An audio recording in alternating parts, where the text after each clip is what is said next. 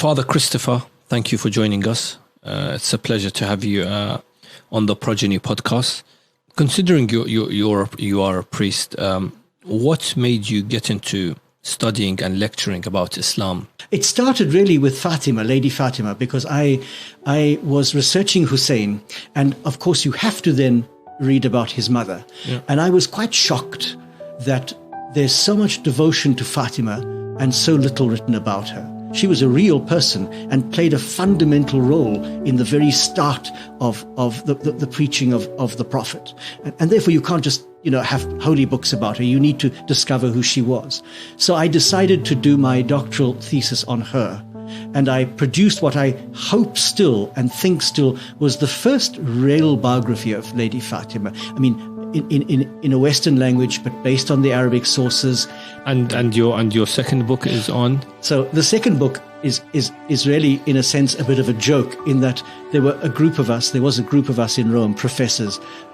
All of us have doctorates in Arabic Islamic studies. So we were sitting around a table at lunch, basically complaining that the Muslim scholars are not writing about the women of Karbala, for example, substantial work. And we each decided that we would take a female figure and produce a proper biography. So, of course, I took Zainab. I said, I know her mother. I'm going to now do her. None of the others were serious. So none of the others actually did anything. The book is called Half of My Heart because there was a lament that Zainab sung, I think, on the day of Karbala myself. Some of the historians put it later, but I think it was on that very day when she saw the body of her brother and his companions unburied. And she refers to him as half of my heart, her brother Hussein. And I thought, half of my heart was the Fatima book, and now this is the second half, the Zainab book. Now, I don't have any heart left, I suppose, but I'm certainly going to tackle other issues. But Zainab is an extraordinary woman, and like Hussein, transcends all religious, political barriers. She is a universal ideal. She intervenes a number of times, I think 3, on the battlefield. And she's described, I go into quite a lot of detail because I'm very moved by this. She's described in the days leading up to Karbala as quite distressed. She hears the enemy army coming and she breaks down. She hears Al-Hussein making this lament about tomorrow so many will be dead, and she breaks down, saying that he's had a vision of his own grandfather saying, you are coming to us, and she breaks down. So she's quite frail and fragile on the eve of the battle.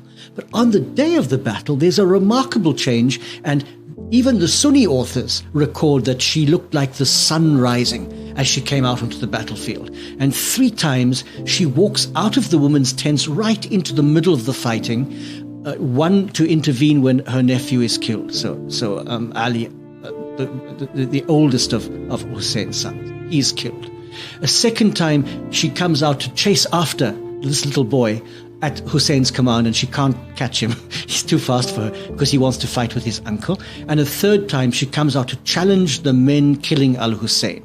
And it's this famous challenge where somebody as terrible as Umar bin Sa'd turns away and weeps because he's challenged by her and he knows that he's so.